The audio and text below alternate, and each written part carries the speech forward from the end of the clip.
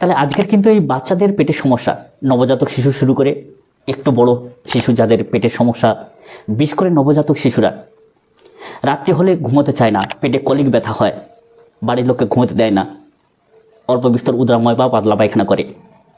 তো এরকম সমস্যাজনিত কারণে যে আপনারা রাত জেগে বসে থাকেন, খুব চিন্তায় পড়ে যান। এই ছোট্ট ছোট্ট সমস্যাগুলোকেও বাড়িতে বসে নিয়ন্ত্রণ করা যায়। যখন বড় সড়ো ব্যাপার হবে তখন ডাক্তারের কাছে চলে গেলেন, আপনার পছন্দের মতো ডাক্তার। যাই হোক বন্ধুরা, আপনারা এইভাবে বাড়িতে বসে সমস্যার সমাধান করার চেষ্টা করবেন। তাহলে আজকের কিন্তু এই বাচ্চাদের পেটের সমস্যা, নবজাতক শিশু শুরু করে একটু বড় শিশু যাদের পেটের সমস্যা, বিশেষ করে নবজাতক শিশুরা রাত্রি হলে ঘুমোতে চায় না, পেটে কলিক ব্যথা হয়, বাড়ির লোককে ঘুমোতে দেয় না, অল্প বিস্তর উদরাময় বা পাতলা পায়খানা করে। তো এরকম সমস্যাজনিত কারণে যে আপনারা রাত জেগে বসে থাকেন, খুব চিন্তায় পড়ে যান। এই ছোট্ট ছোট্ট সমস্যাগুলোকেও বাড়িতে বসে নিয়ন্ত্রণ করা যায়। তবে হ্যাঁ, অবশ্যই করে ভিডিওগুলোকে মনোযোগ সহকারে দেখে আমরা যেরকম বলবো সেইভাবে কিন্তু ওষুধগুলোকে প্রয়োগ করার চেষ্টা করবেন। আসুন বন্ধুরা, এই বাচ্চাদের যে পেটের সমস্যা, নবজাতক শিশু বিশেষ করে প্রচুর পরিমাণে কাঁদতে থাকে, খেতে চায় না, বারবার পেট মোচড়ায়, আসলে এর প্রধান কারণ হতে পারে পেটে গ্যাস বা কলিক ব্যথা। আজকের ভিডিওতে তাই আমরা জানবো কেন নবজাতক শিশুদের পেটে গ্যাস হয় বা পেটে ব্যথা হয়, কোন লক্ষণ দেখলে আপনি বুঝবেন, আবার ঘরোয়া প্রতিকার কী আছে। শুধু ওষুধের উপরে নির্ভর করলে হবে না, ঘরোয়া কিছু উপায় আছে। আবার যে শিশু তার মায়ের স্তনদুগ্ধ পান করছে দিয়ে তার পেটে এরকম ব্যথা হচ্ছে, তার মাকেও কিছু ঘরোয়া উপায় মানতে হবে। সব কিছু এই ভিডিওর মাধ্যমে আলোচনা করব। আর কোন কোন হোমিওপ্যাথিক ওষুধ আপনার লক্ষণ ভিত্তিক আপনার শিশুকে সেবন করাবেন। সময় সময় ক্ষেত্রে শিশুর মাকেও ওষুধ সেবন করতে হতে পারে, কারণ শিশুর মায়ের যদি স্তনদুগ্ধ পরিশুদ্ধ না হয়, দোষমুক্ত না হয়, তাহলে শিশুকে হাজার হাজার ওষুধ দিয়েও বিফলতা প্রকাশ পায়। আমরা এক্ষেত্রে কিন্তু অনেক দেখেছি। সেক্ষেত্রে আমরা শিশুর মাকে 2-1 মাত্রা ওষুধ দিয়ে আশ্চর্য উপকার দর্শন পাই।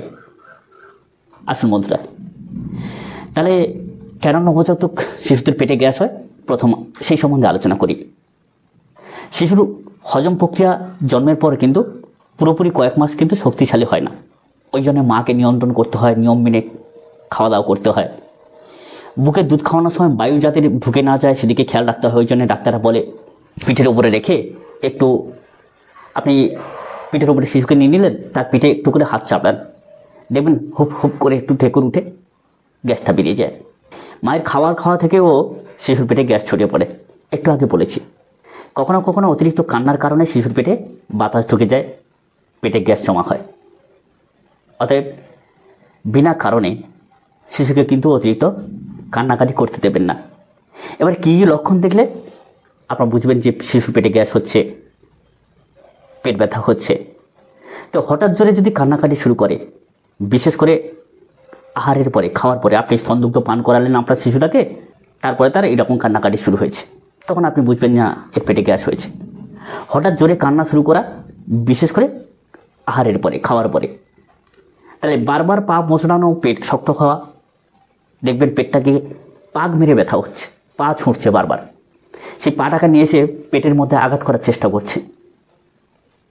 পেট ফুলে থাকা, বুকে দুধ খেতে চায় না, অনীহা জন্মায়, কান্নার সময় মুখ লাল হয়ে যায়, চোখ মুখ লাল হয়ে যায়, খিঁচে ধরে যেন রেগে আছে, এরকম ধরনের। তাহলে এইসব সমস্যাগুলো দেখলে আপনারা বুঝতে পারবেন যে পেটের সমস্যা হচ্ছে। তার সঙ্গে যদি এরকম আর পাতলা দুধ ছাড়া ছাড়া পায়খানা করে, তাহলে সেগুলো দেখেও বুঝতে পারবেন অবশ্যই করে। তো বন্ধুরা, এবারে আসি ঘরোয়া কিছু প্রতিকার, যেমন বার্পিং বা ঢেকুর তোলার এর সিস্টেম তৈরি করা। ওই যে বললাম, যেরকম পিঠের ওপরে নিয়ে নেবেন, দুধ খাওয়ানোর পরে কাঁধে শিশুকে নিয়ে হালকা হালকা তার পিঠে যেরকম ঘুম পাড়ায় সেরকম চাপ দিতে থাকুন, দেখবেন পেটে গ্যাসটা হেহু করে বেরিয়ে যাবে। গরম জলের সেক, অনেকে বলে গরম পানির সেক, নরম কাপড় গরম করে পানিতে ভিজিয়ে নিয়ে দিয়ে ভালো করে সেটাকে নিংড়ে দিন।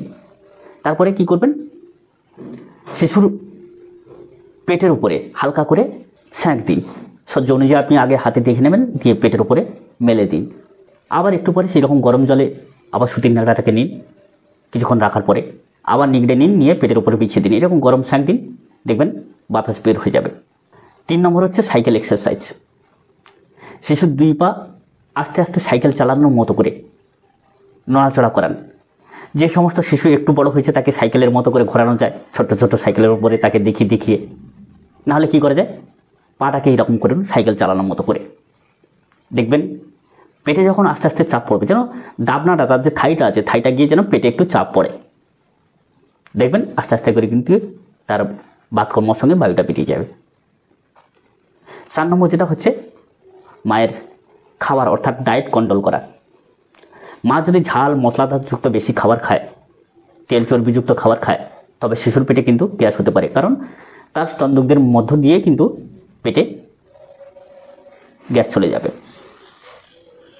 অতএব মাকে সাদামাটা খাবার খেতে হবে, হালকা খাবার খেতে হবে।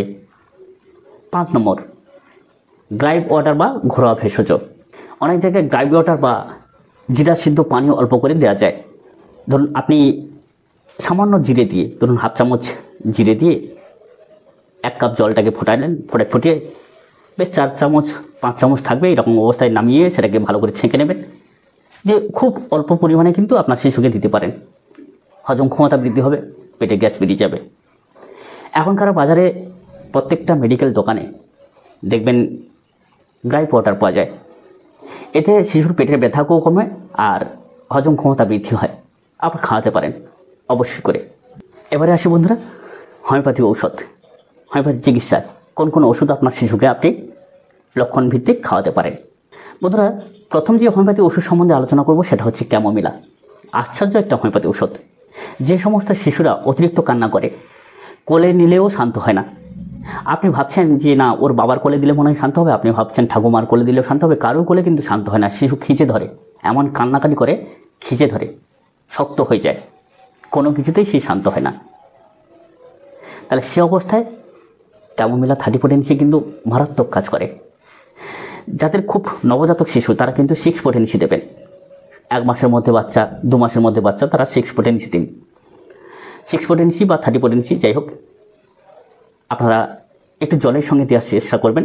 অবশ্যই মুখে দেবেন না, 1 ফোঁটা ফেলতে গেলে 2 ফোঁটাও পড়ে যেতে পারে। তো 5 ml ড্রপিংয়ের মধ্যে আপনি স্বচ্ছ গরম জল বা ডিস্টিল ওয়াটার ভরলেন, সেই জলের মধ্যে 7 ফোঁটা ওষুধ ফেলে দেবেন। আবার সেই জলটাকে ভালো করে 10 থেকে 15 বার ঝাঁকি নেওয়ার পরে সেই জলটাকে আপনি 7 ফোঁটা করে দেবেন। বুঝতে পারলেন নিশ্চয়ই? দিনে 3 বা 4 বার করে দেবেন অবশ্যই করে। যদি অতিরিক্ত কান্নাকাটি করে আপনি 1 ঘন্টা অন্তর বাদ থেকে দিন, দেখবেন আপনার শিশু ঘুমিয়ে পড়বে, খুব সুন্দরভাবে শান্ত হয়ে যাবে। আসুন বন্ধুরা 2 নম্বর হোমিওপ্যাথি ওষুধ কলোসিন্থ। পেটে প্রচুর পরিমাণে গ্যাস জমে, তীব্র ব্যথা, সঙ্গে আমযুক্ত পায়খানাও করতে পারে। যদি দেখেন যে পেটটা চেপে ধরলে, একটু চেপে রাখবেন, যখন দেখছেন কান্নাকাটি করছে পেটটা একটু চেপে রাখবেন হাত দিয়ে, তাতে যদি শিশুটা শান্ত হয়ে যায়। পা ভাঁজ করে যদি ওই রকম সাইকেল চালানোর মতো করে একটু ভালো করে চাপ দেবেন, দুটো পাকে নিয়ে তার পেটের উপর চাপ দেওয়ার চেষ্টা করবেন যেন থাইটা চেপে থাকে। যদি দেখেন যে কান্নাকাটিটা বন্ধ হয়ে যাচ্ছে কিছুক্ষণ চাপে রাখার পরে, পেটে চেপে রাখলে যখন শান্তি মিশছে, সেখানে কিন্তু কলোসিন্থ 6 বা 30 পোটেন্সি দিনে এরকম যেরকম বললাম ডিস্টিল ওয়াটারের সঙ্গে 7 ফোঁটা মিশিয়ে সেই জলটাকে 6-7 ফোঁটা করে দেবেন, দিনে 4 বার 5 বার করে। আরামসে সুস্থ রাখতে পারবেন আপনার শিশুটিকে। 3 নম্বর যে হোমিওপ্যাথি ওষুধ কার্বোভেজ। পেট প্রচুর পরিমাণে ফুলে থাকে, আপনি একটু ঠোকা দিয়ে দেখবেন পেট দমসম হয়ে আছে, যেন জয় ঢাকের মতো হয়ে গেছে। ঢেউ করে ঢেকুর তোলে, পেটের ব্যথার জন্য কাঁদছে বা হেউ করে ঢেকুর তুলে পেটটা একটু হালকা হয়ে যায়। আর 2-1 বার যে বায়ু নিঃসরণ করছে আপনার শিশুটি, তাতে প্রচণ্ড পরিমাণে দুর্গন্ধ, এমনকি যে পায়খানাটা করে তাও প্রচুর পরিমাণে দুর্গন্ধ। এইরকম যদি দেখেন যে পেটটা প্রচুর পরিমাণে জয় ঢাকের মতো ফোলা থাকা সত্ত্বে সত্ত্বে পায়খানা খুব দুর্গন্ধ, বায়ু খুব দুর্গন্ধ, তাহলে কার্বোভেজ 6 বা 30 পোটেন্সি যেরকম জলে মিশিয়ে দিতে বললাম সেরকম দেওয়ার চেষ্টা করবেন। আজকে 4 নম্বর হোমিওপ্যাথি ওষুধ নাক্সভূমিকা। মায়ের ঝালমশলাযুক্ত খাবার, অস্বাভাবিক খাবার, এইসব খাওয়ার কারণে শিশুরও পেটের সমস্যা হয়, বারবার পায়খানা করে, পেটে ব্যথা হয়, কখনো আমযুক্ত পায়খানা, কখনো পাতলাযুক্ত পায়খানা। সেখানে নাক্সভূমিকা অবশ্যই করে ট্রাই করবেন, যেরকম বললাম জলে মিশিয়ে দিতে সেরকম দেবেন, দিনে 4 বার 5 বার করে। প্রথমে আরেকটা সর্বশ্রেষ্ঠ ওষুধ ম্যাকফস। সর্ব অবস্থায় কিন্তু এই ম্যাকফসটাকে দেওয়া যায়। আপনি যে কোনো একটা হোমিওপ্যাথি ওষুধ নির্বাচন করলেন, নাক্সভূমিকা হোক, ক্যামোমিলা হোক, কলোসিন্থ হোক, এরকম যে কোনো একটা হোমিওপ্যাথি ওষুধের সঙ্গে একটা বায়োকেমিক ঔষধ সবসময় কিন্তু রাখবেন, যেটা হচ্ছে ম্যাকফস 6x বা 3x। আপনার শিশুকে দিনে 3 বার করে দিন না, একটা করে ট্যাবলেট পাউডার করে দেবেন। একটা কোনো শক্ত জায়গার উপরে চাপ দিলে দেখবেন ট্যাবলেটটা কুঁড়ো হয়ে যাবে। আপনি যদি কলোসিনটা দিয়ে সেবন করান, তার 1 ঘন্টা পরে আপনি ম্যাকফসের পাউডারটা একটা দিলেন, একটা ট্যাবলেট দিলেন পাউডার করে। এরকম সকালে, দুপুরে, বিকাল, রাত্রে, দিনে 4 বার করে দিন। দেখবেন আশ্চর্য ফল দর্শন পাবেন আপনি। বন্ধুরা, এই যে শিশু সন্তানকে ভালো রাখতে গেলে অবশ্যই মাকে কিন্তু সাবধানতা গ্রহণ করতে হবে। এবারে মায়ের দুধকে, অর্থাৎ মায়ের স্তনদুগ্ধকে পরিশুদ্ধ রাখতে গেলে, দোষমুক্ত রাখতে গেলে একটা হোমিওপ্যাথি ওষুধ কিন্তু আমরা সর্বদাই ব্যবহার করে থাকি, সেটা হচ্ছে ক্যালকেরিয়া কার্ব। এবারে আপনাদের অনেকের প্রশ্ন থাকতে পারে, ক্যালকেরিয়া কার্বের ধাতু মোটাসোটা রোগীর ক্ষেত্রে ব্যবহার করা হয়। সমস্ত ক্ষেত্রে যে ধাতুকে মেলাতে হয় সেরকম নয়। এখানে শুধুমাত্র দুধকে পরিশুদ্ধ বা দোষমুক্ত করার জন্য কিন্তু ব্যবহার করা হচ্ছে ক্যালকেরিয়া কার্ব। যে যখন দেখছেন আপনার শিশুটিকে নানান প্রকৃতির ওষুধ দিয়েও আপনার শিশুটা সুস্থ হচ্ছে না, তখন অবশ্যই করে ক্যালকেরিয়া কার্ব আপনি 2 দিন অন্তর 1 ফোঁটা থেকে 2 ফোঁটা ব্যবহার করবেন, দিনে 1 বার। আজকের খেলে আবার 2 দিন পরে খাবেন। এটা হচ্ছে শিশু সন্তানের মাকে খাওয়ার কথা বলা হচ্ছে। দেখবেন আপনার স্তনদুগ্ধটা দোষমুক্ত হবে, আপনার শিশু সন্তানটা খুব দ্রুততার সঙ্গে সুস্থ হয়ে যাবে। বন্ধুরা, অবশ্যই করে অবহেলা করবেন না আজকের ভিডিওটাকে। যেরকম বললাম সেরকম করে আপনার সন্তানটাকে ওষুধ খাওয়ান, সঙ্গে আপনিও স্বচ্ছতা গ্রহণ করুন। নবজাতকের পেটে গ্যাস সমস্যা হলে এটা কিন্তু বাবা মার কাছে অনেকটা বড় চিন্তার কারণ হয়ে দাঁড়ায়। আমরা জানি নিয়মিত ঢেকুর তোলানো এটা অভ্যাস করবেন। আপনিও নিজে স্বচ্ছতা গ্রহণ করবেন, পরিষ্কার পরিচ্ছন্ন খাবার খাবেন, পরিষ্কার পরিচ্ছন্ন থাকবেন, আর প্রয়োজনীয় হোমিওপ্যাথি ওষুধ ব্যবহার করে শিশুটাকে সুস্থ রাখুন। যখন দেখবেন অতিরিক্ত বা নিজের সিদ্ধান্ত নিতে পারছেন না, আমাদের পরামর্শও নিতে পারেন, আপনাদের মতামত জানাবেন। সবাই খুব ভালো থাকুন আর সুস্থ থাকুন। নমস্কার।